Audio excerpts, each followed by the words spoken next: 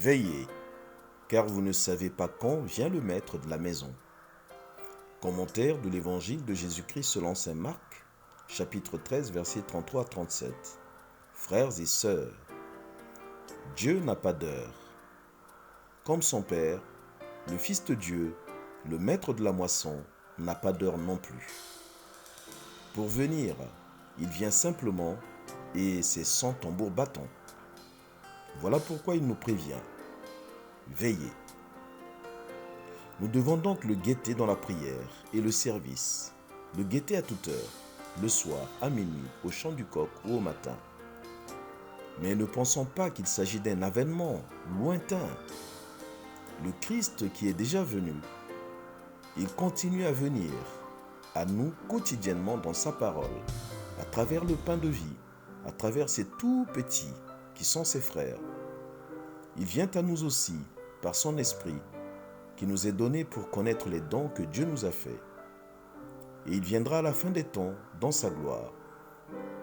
C'est ce que nous rappelle le temps de l'Avent que nous commençons ce dimanche 29 novembre.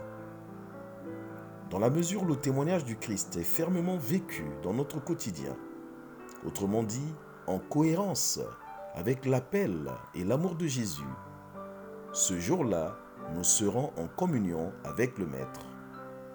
En attendant, nous n'en savons ni le jour ni l'heure.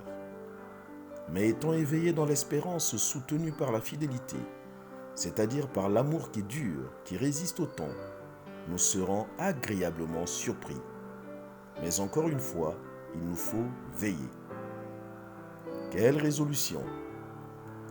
Ne pas savoir le temps du retour me stimule à mieux prévoir, donc à veiller dans la prière et le témoignage. Notre prière.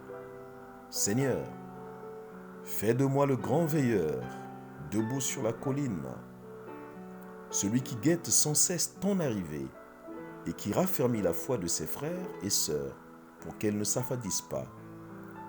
Quelles conséquences?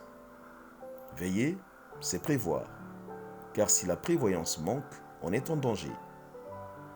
Qui sème la prévoyance veille, et qui veille ne récolte pas la pénitence. Pluie de bénédiction, tout pour la gloire de Dieu.